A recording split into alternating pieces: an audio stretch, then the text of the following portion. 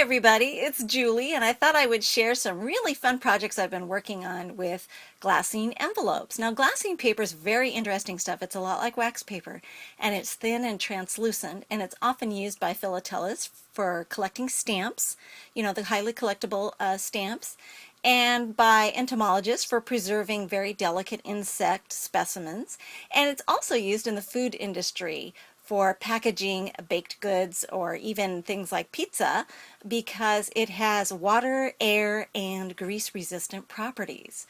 So I love the different variety of sizes that these envelopes come in and their shapes. And I like to make little note cards and decorate the envelopes like I have with this little note card set. I made a whole batch of these. They're little 3.5-inch note cards, and I decorated the envelopes with some fun washi tape by October Afternoon.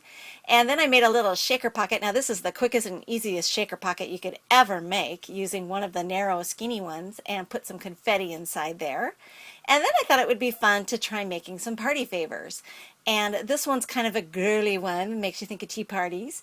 And I wanted to try stamping on the glassine envelopes to see what kind of results I would get. So my go-to ink when it comes to stamping on non-porous or glossy or slick surfaces is StazOn. And sometimes I'll also use Brilliance. And these two inks just work really great on these kinds of surfaces. And with the StazOn ink, you do want to be mindful of the fact that it comes with a re-inker bottle, and you will need to re-ink the pad when you first get it. And anytime you take it out of storage to start working with it, you'll want to re-ink it so it's nice and ready to go with ink. And I'm just going to use this really fun doily image from the Let Them Eat Cake stamp set by Hero Arts and Basic Gray, one of their collaborative sets. And I'm starting from the inside and working my way out as I stamp randomly, because I think you'll agree if I started from the outside and tried to work my way in, I would find myself in a position where I'm, rut-roll. I got no more room. So work your way from the inside out when you're doing a random pattern. And isn't that fun? It just creates this little lacy effect on this little pocket. And then I thought it would be fun to make a belly band. So I just took some craft cardstock. I had a scrap strip in my scraps bin, and I just wrapped that around and trimmed it down. And once I've got the adjustments made, and I'm sure that's where I want to put it, I will put some adhesive using my stamp runner. I really like this adhesive. It took me a little while to get used to it, but I really like this adhesive. And I like to actually secure it from the front to make sure that I've got it straight, because if I try to mount it from the back side, I will probably end up crooked or wonky or something like that. So I had to flip it over and make sure I was securing it by looking at it from the front side.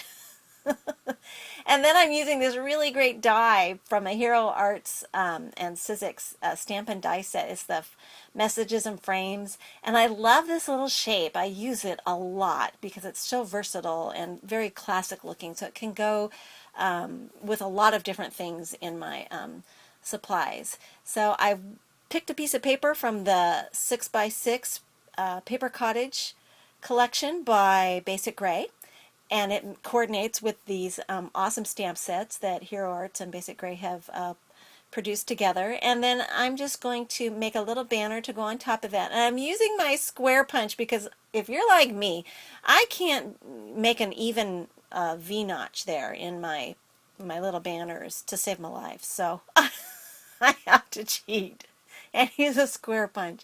And then I stamped the doily again with some Soft Pool Hero Arts shadow ink, and I wanted to have a soft color there as a backdrop for the image that says "Let Them Eat Cake." It is so cute with that little fork.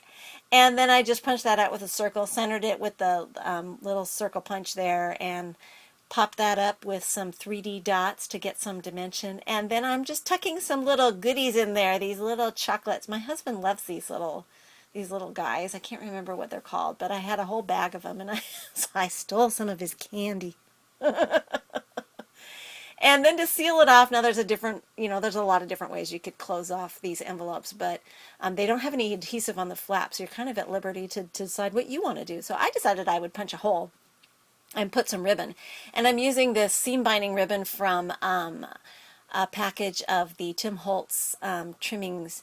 They have this basic white and it's a seam binding, nice flat ribbon, but it's thin, and so you can tint it with your Copic markers like I did there. I just put it against my craft sheet and used my tweezers to hang on to it so that I didn't get my fingers all covered in Copic ink, and then I could brush the pen. And you can use the brush nib or the chisel nib and brush that along the ribbon to tint it, and then it will dry pretty quickly unless you're really, really soaking it, which I didn't do. I was pretty quick and light with it, so it dried very quickly, evaporated, and then it will stiffen the ribbon just a little bit and give it a little bit more body, and which makes it nice when you're tying the bow. So it's just kind of a fun thing to play around with. And wow, custom tinted ribbon. I didn't have any that match, so that's a fun little trick. And you can see how pretty that lacy effect is there stamped on the glassine pocket there. Isn't that fun?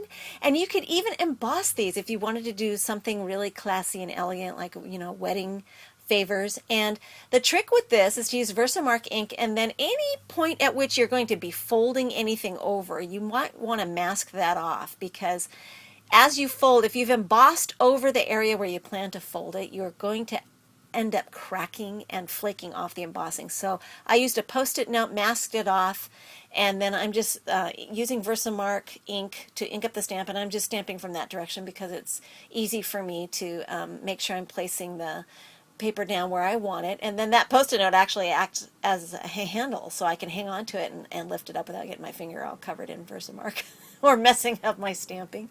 And then I'm going to use some Ranger fine or detail gold. I love the bright gold color of this embossing powder. It's very happy. And one thing you do want to be mindful of is, you know, if you have any gold embossing powder, use it. Because if you sit there and try to save it for forever, eventually over time, because of exposure to air, it will tarnish. So that's a little tidbit I wanted to share with you. And as you heat emboss, you want to preheat your tool. And then I learned quickly to hold on to that with my tweezers, because then I wouldn't burn my fingers. And you want to move in just far enough to emboss and then pull back out, and you do not want to linger in any one spot, or you will start to scorch or char the paper. And you can actually smell that. It starts to happen very quickly. So make sure you're just moving in very, you know, as close as you need to, and then right back out again, and don't linger, so that you just quick enough to emboss and get out of there. I think it makes a fun little favor. Thanks for watching.